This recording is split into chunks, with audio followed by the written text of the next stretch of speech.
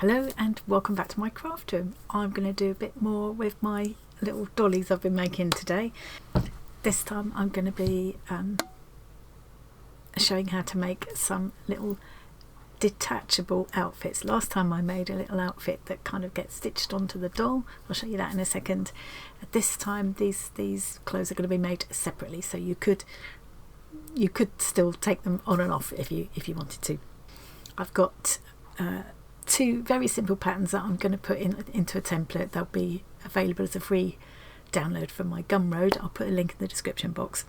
Next time when I come back, I'm going to do a couple more pieces, and I think with all of those together you'll be able to create any kind of wardrobe you want. Let me show you what I've got on my desk. Ready?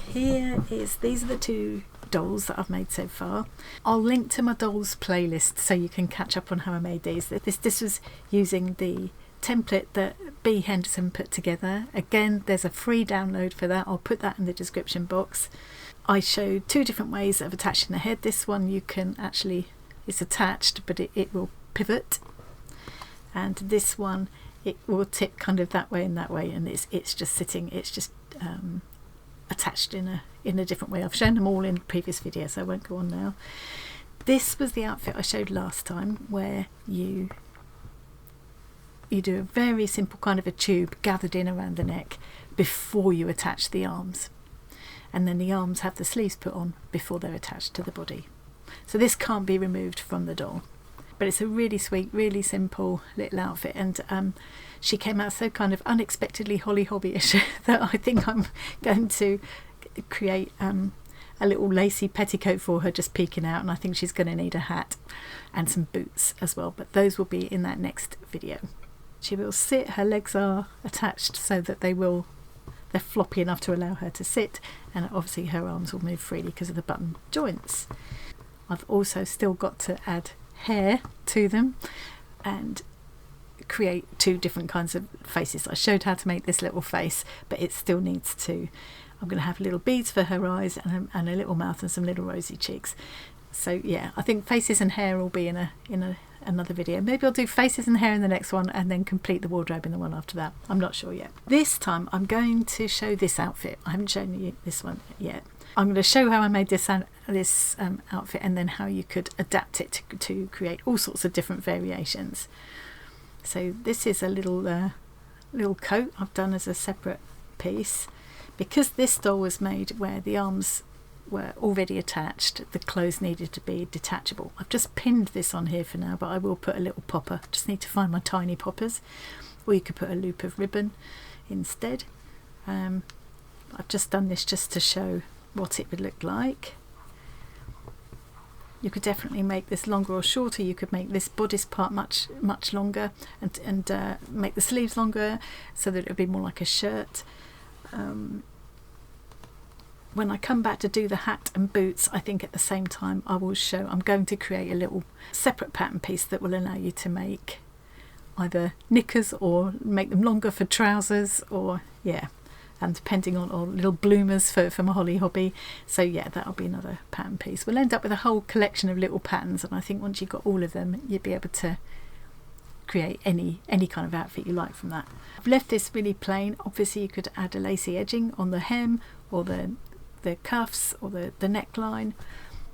I've made the bodice parts of this one twice so that I could line the bodice, which is very easy to do, but you wouldn't have to do that. I'll show you both options as I go along. And then I used the other pattern. So this was made with just, you've only got 3 pattern pieces all together, not counting the skirt because that's just a strip. You don't need a pattern piece for that. This is the bodice piece, which is this bit here. So this piece is cut on the fold to make the front, and it's cut twice to make the back pieces. Obviously that's the sleeve, so we need 2 of them, and then the skirt is just a strip. To make this little jacket, I used this other pattern. So this is how the other pattern it looks if you just make it up in a cotton. Again, you could make it longer sleeved if you wanted to. You could make it a longer length altogether if you wanted to. It would be quite nice to just as a plain little shirt for a boy doll, wouldn't it? There are other ways you can adapt them. So where I've put the dotted line there, you could just cut the neckline down, make it fasten at the front instead of the back, and make that into a little laced up bodice. Or cut it down into more of a V-neck, a bit like I've done with this piece. I've shaped that that's the shape it comes.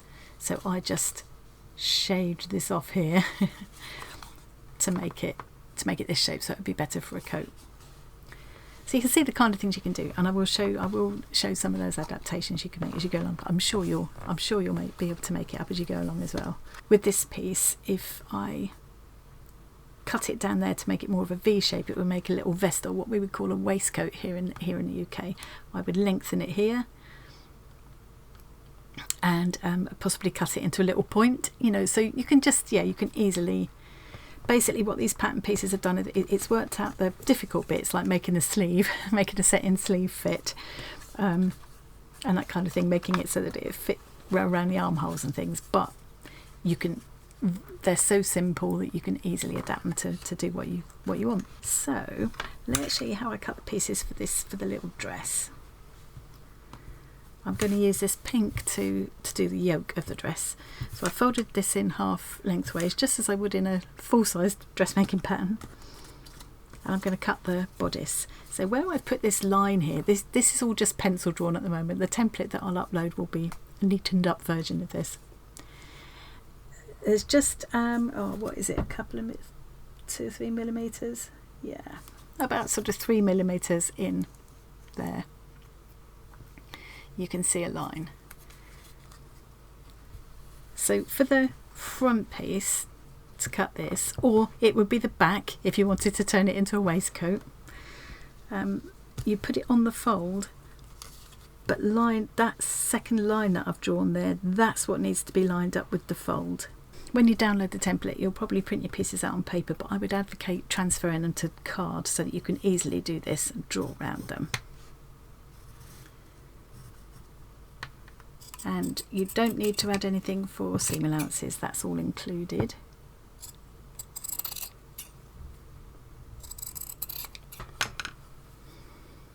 So that's my little piece that will become the front of the dress. Or, as I say, if you're going to turn it into a waistcoat, it would become the back, or a bodice, it would become the back. If I was going to make it a waistcoat, or what you would call a vest in the States, I would lengthen it as well. But you can always try it up against your doll and see what you think. Yeah, I'd probably lengthen it a bit down to a point there and then bring it up here. They're just such tiny scraps and so quick to sew that it's pretty easy to experiment. If you get it wrong, don't worry about it, you've learnt something. So for that's my, in this case, front piece. The back pieces, I need 2, so I'll leave my fabric folded.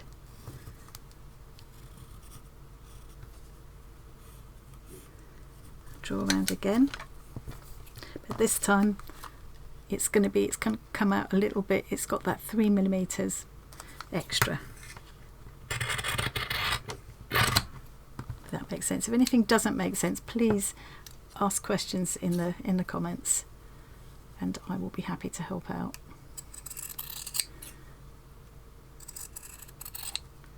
I can't quite see where my line's gone there, so I don't know if I've cut that completely accurately. But it's not, you can adjust a bit as you go along anyway. It'll be fine. I'll perhaps demonstrate the long shirt version with a waistcoat. Long shirt maybe this piece, waistcoat maybe this piece, or vest, when I come back and show how to do the little trousers pattern. Trouser stroke bloomers stroke knickers pattern. These pieces fit together like this. And you can see that there's an overlap here. That is to allow for this piece to be turned back. Turn it back once or turn it back twice to be really neat, or you could even leave a little bit of an overlap if you wanted to. It depends on how you want to fasten it. It's up to you how you do it. And I quite like the idea of making a little lace-up bodice. I really fancy doing that. I think there are so many different ideas you can do with this. So, first thing is to attach the shoulder seams. You could of course machine stitch this if you wanted to. My table in here is covered with my dangle tree at the moment, so I can't really get a sewing machine out. I've allowed for a very narrow seam like this. It's about 3mm again, and I'm going to do a small back stitch.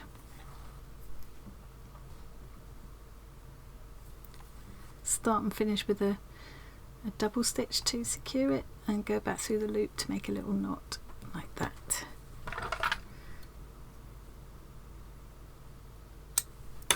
I'm just going to do the same on the other shoulder. Obviously I'm putting right sides together. I think this would be really fun little project to do if you've got any young stitchers around who want to start learning how to make little things. Making clothes for dolls was one of the first things I remember doing. You can give them a little bag of scraps to play with. They don't need to do anything more complicated than a running stitch and a back stitch. I can always help them cut the pieces, but it's a good way to learn, although it is a little bit fiddly of course as well. So that's my shoulder seams done.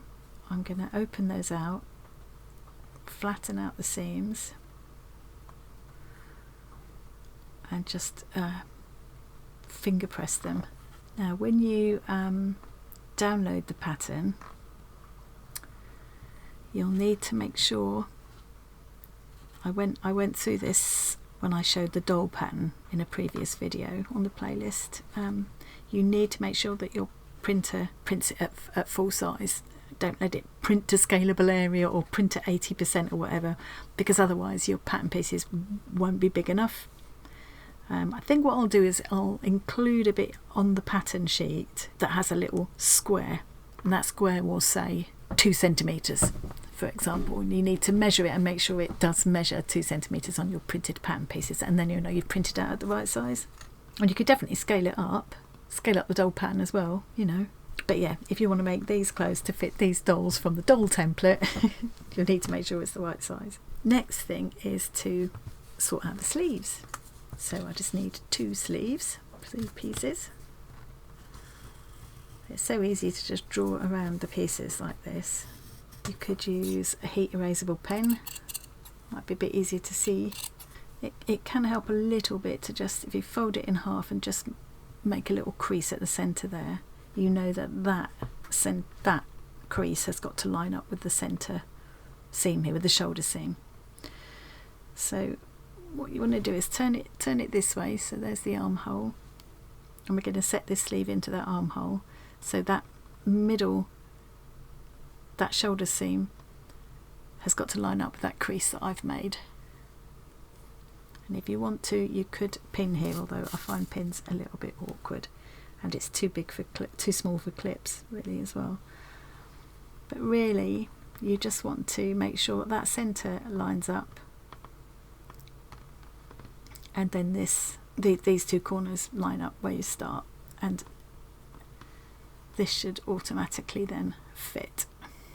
You can see it's going to fit there, but it's just a bit too fiddly to pin really, so I'm going to go straight in and start back stitching. But if you're not so confident, you could just tack this first. Just tack it inside the seam allowance a little bit, that might help. So again, same seam allowance as before. It's about 3 mils. Giving myself a knot there just to make it a little bit easier, because this is a bit fiddly. Done my double stitch, and now I'm going to work around with a back stitch. And I'm going to keep making sure that these edges are lining up with each other all the way around. It should match up pretty perfectly, but if it doesn't, just ease it in. You can, if you think, oh, I've got a bit too much there, just stretch this one out a little bit and just ease it in so that the edges do match up. You can just stretch one side or the other just slightly to make them fit. But as I say, it should, if you cut the pieces carefully, it should match up pretty perfectly. You can see I'm not exactly sticking to my seam allowance there. I'm not being perfect, but I'm being pretty careful. For me, this is pretty careful. I probably could go a smaller stitch really, but I'm just trying to get this done quickly to show you. So I think if I was sitting quietly doing this by myself, I'd use a smaller stitch for this scale of clothes. Right, let me take that pin out of the way now, and I've come up to the centre. I'm just going to again ease that around that curve, keeping that seam pressed open with my finger.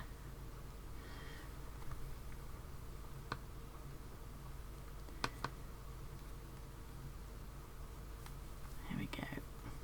So yeah, if you were getting younger ones to do this with you, this is quite fiddly and tricky for a little one to do, but it could always be a joint effort.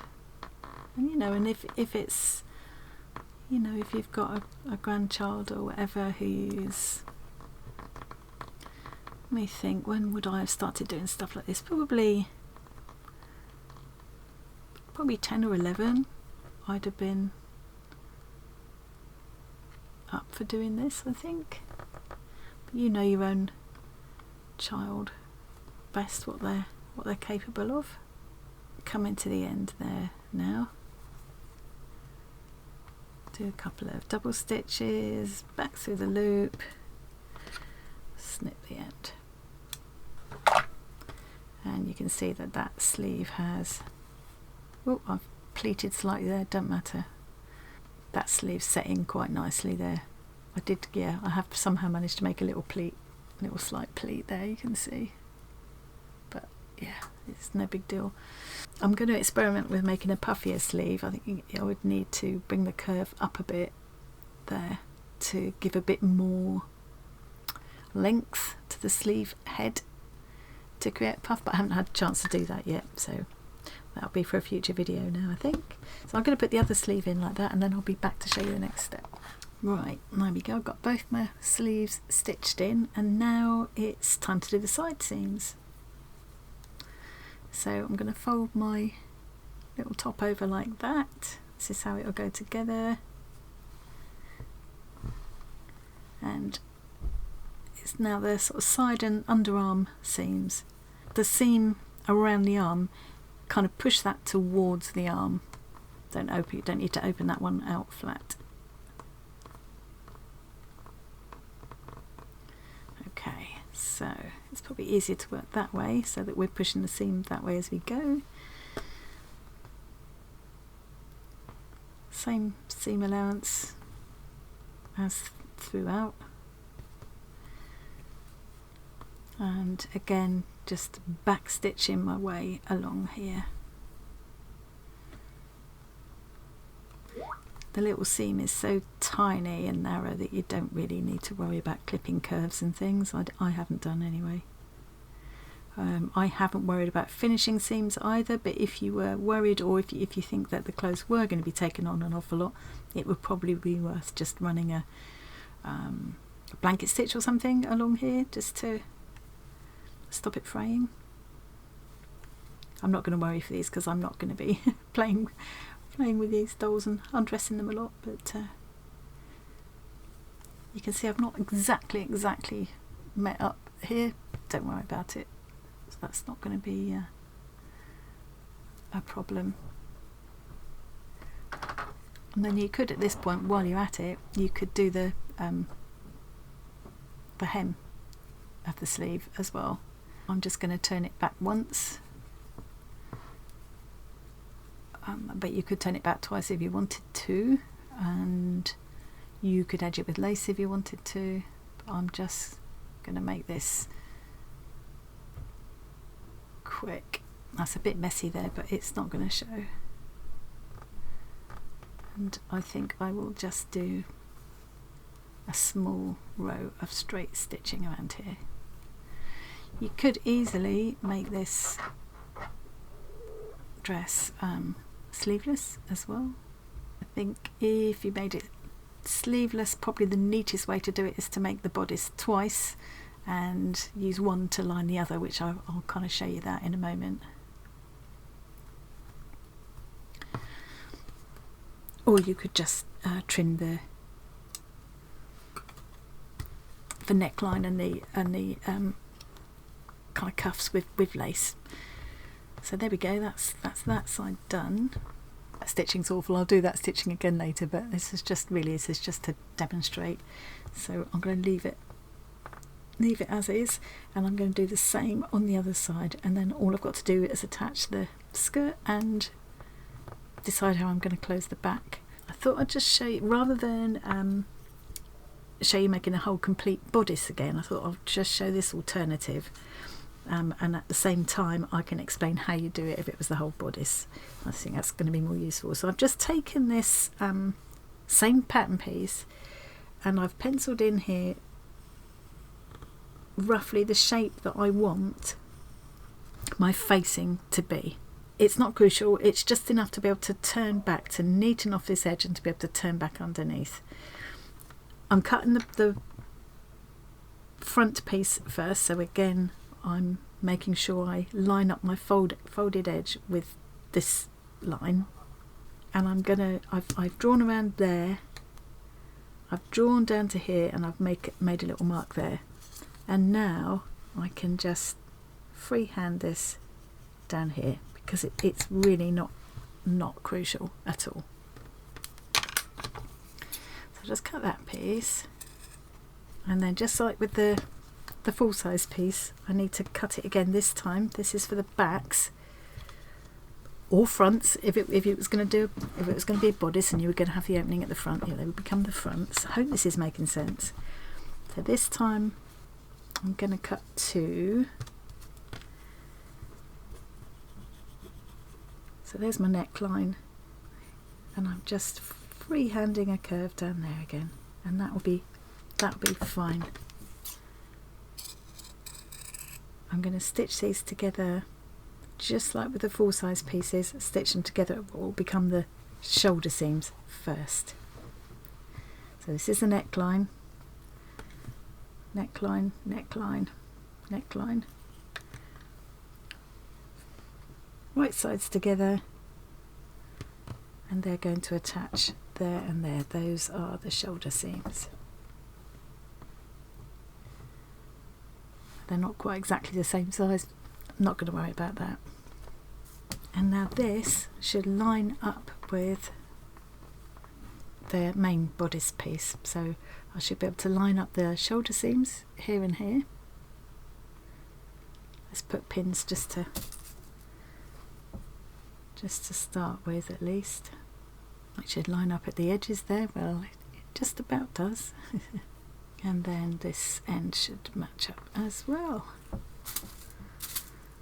What I'm going to do now is stitch up here all the way around the neckline up to this corner and down to there as well. Now if I wanted the whole of the bodice to be lined, I would do exactly the same thing, but instead of just cutting this shape, I'd cut the whole bodice. I'd make the whole bodice again, but not the sleeves, and line up the neckline in exactly the same way as I've done there, and turn the whole thing inside out then, and that way you end up with this like I've done here. You can see I've not bothered to finish the armholes because I don't think I need to. It's a doll's dress, but again you could if you want to, and that just like finishes it off neatly. And I just turned the end under and just whip stitched it around there then to enclose the raw edges of the skirt. Really not necessary, probably too fussy for a doll like this, but yeah, just to show that you can if you want to. And it would look lovely with a little bit of little rick-rack or lace around the collar there as well, wouldn't it?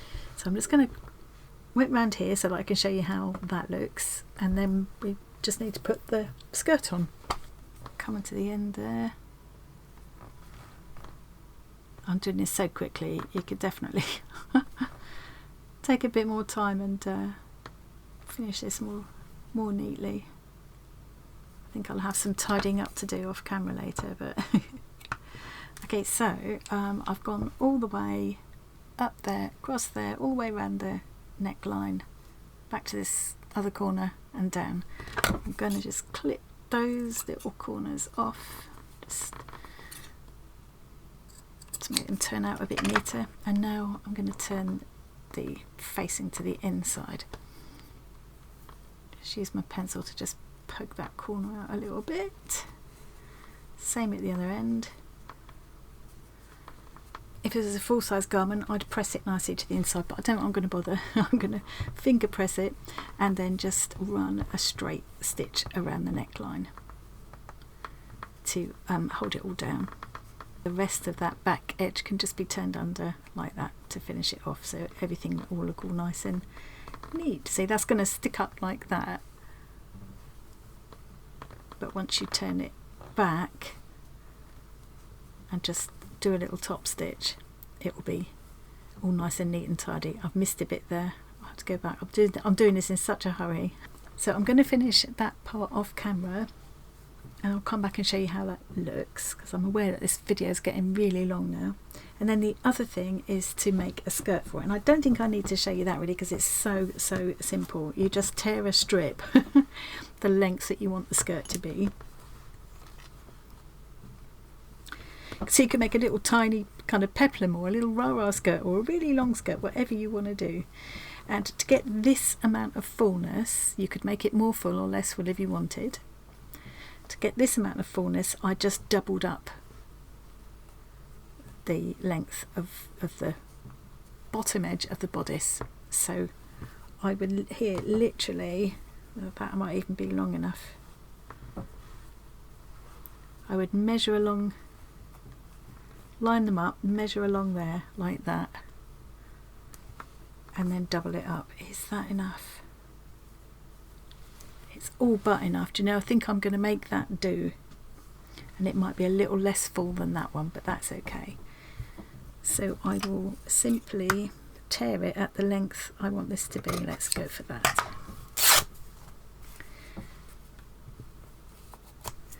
And then I'll just make sure that's straight all the way along.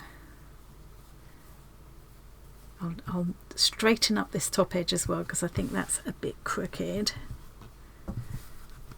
I'll run a line of gathering stitches along the top,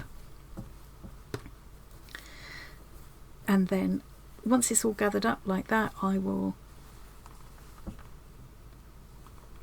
distribute the gathers evenly and then match up the two ends and the centre, and then I'll probably pinch it in like that. I could even do it without gathering it. I could just kind of pleat. I could just pleat it in. But that kind of just about double gives a nice amount of gather. I'm not going to bother showing all that on camera because I'm taking too long on this video, and it's just a case of gathering this strip in to fit that bottom edge. Then put them right sides together and come out like that on the right side. If you want to finish those raw edges there, you could blanket stitch them or bind the seam or whatever, or do what I showed just now and make a whole extra bodice and turn that to the inside and whip stitch it to tidy it up if you want to. I would say if it's not a doll that you're going to dress and undress a lot, there's no point in bothering, because no one's ever going to see it unless you just love doing it, in which case knock yourself out. Just occurred to me that a little picot stitch would make such a lovely little edging for this neck. So I'm going to do all of that off camera, and then what I did to make the jacket, I used felt and just whip stitched it together, and that could be the outside or the inside. I decided I preferred it this way out. I cut little pockets just by eye. I put the little just decorative buttons on. So that was using this piece. You just cut 4 of these, stitch 2 together for the back, and then stitch at the shoulder seams and the underarm and side seams. Very simple. I'm trying to keep the length of this video down, so I don't think I'm going to bother showing that. I think that is so simple. I'll be showing you how to suck eggs if I show you that. But I did want to point out that you could do it the other way round. With this little outfit, I used the bodice piece and the sleeve pattern to make the dress, and then I used this pattern to make the little felt jacket. But you could easily flip that round, use a little cotton print to make this pattern up, which is what this is here, and then make a little jacket or waistcoat using these pieces to go over the top. I think it'd be ever so fun to make a little denim jacket, so I might do that as well. So I'm going to stop it here. If anybody wants any more explanations, I'm very, very happy to help, and I don't mind doing another video. Just want to make this one too long. So I'm going to finish this off camera now, and then I will come back and show you the finished little outfits and how to get hold of these pattern pieces, which I need to go and scan and tidy up a bit and make them presentable.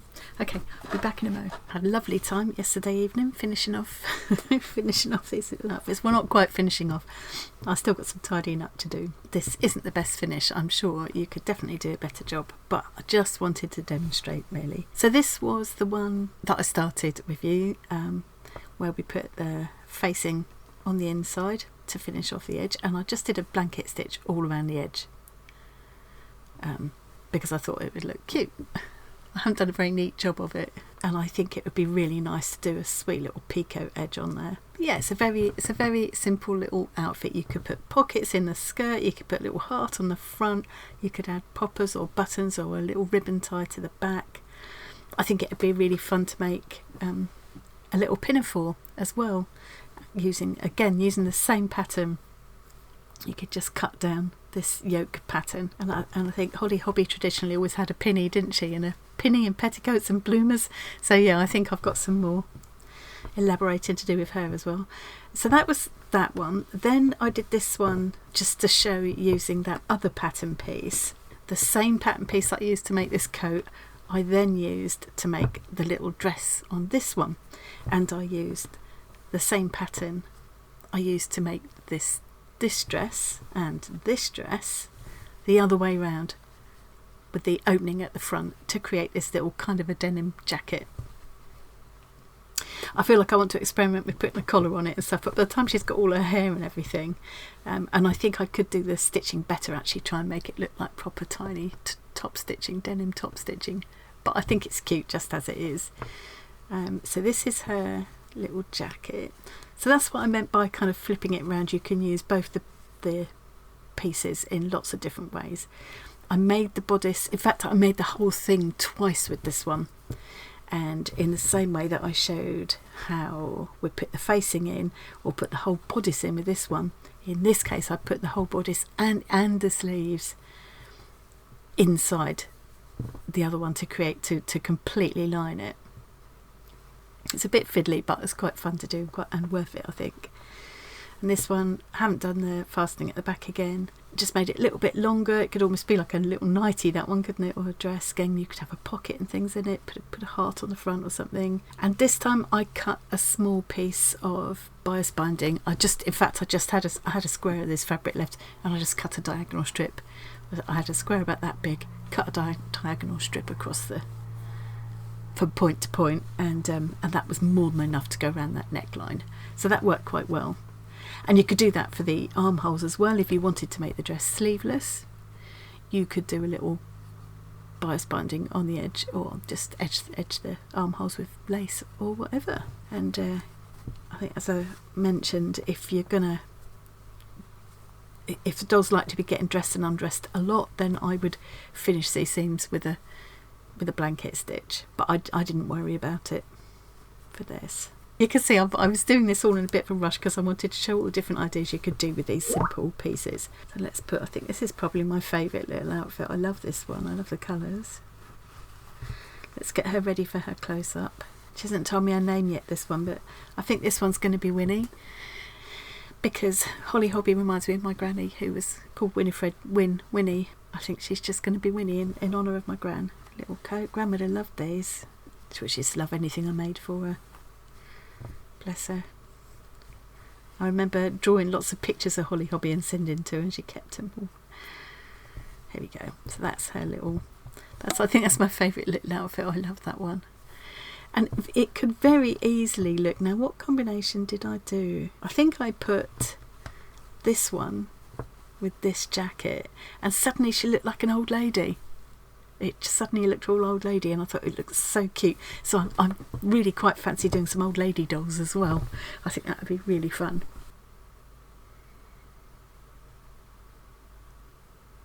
Here we go. I think that will do for my thumbnail. So I hope you enjoyed that. I found that useful. I will put a link to my Gumroad. If you look in the description box below this video, I'll put a link to the doll template and to the pattern pieces that I've used today. It's all free to download. Just make sure when you go onto Gumroad, just make sure, because it will leave it open so that you can put an amount in if you want to. But please don't feel obligated to do that in any way. What you need to do is put 0 in the box, and then I think it comes up with an option to tip as well. You can put 0 in there as well. You don't have to give anything for this. It's meant to be a free download. I really appreciate it. Thank you so much to the people who have. People have been very generous. I really appreciate it. But please don't feel obligated. And then next time I'll be back with a couple more pieces for the outfit. So there'll be a kind of basic trouser shape, which could also be knickers or pantaloons or bloomers or whatever you want them to be, and also a hat and boots we need. And then the final thing is going to be doing the hair and the face. So I think I've got 2 or 3 more videos to do before I'm finished with this little doll. I think I probably need to make another doll as well, so I can make a less girly outfit as well, because I think that would be fun. So yeah, I hope you enjoyed this little series. Let me know what you think in the comments. It's always nice to have the encouragement. And also I'd just like to say thank you to everybody who's subscribed. Hello to all the new people. Thank you to all the people who've stuck with me all this time. I'm so excited that we've just gone past 10,000 subscribers. I still can't quite believe it. I'm still pinching myself, seriously. Lots and lots of fun ideas coming up for the new year, and so to reach 10,000 now is just like, it's just, yeah, it means such a lot to me. So thank you ever so much to everybody, and I hope some of you will be able to join me for WIP Waffle Wednesday. That will be tomorrow. It's every Wednesday. We're even going to go live for a shorter time on Christmas Day, because that falls on a Wednesday. So WIP Waffle Wednesdays are usually 2 till 4 p.m. UK time. On Christmas Day it's just going to be 3 till 4. We'll just do a shorter one. But just to say hello, a few people at the last one said they would be up for that, just to say a quick hello and happy Christmas on the day. We will probably play a little game or something just for a bit of fun, and I will probably be slightly squiffy as it's Christmas Day. It's fairly likely. But normal WIP and Waffle Wednesday is tomorrow. And so hopefully see some of you there. It won't be long till the first big arty farty party live stream of 2025.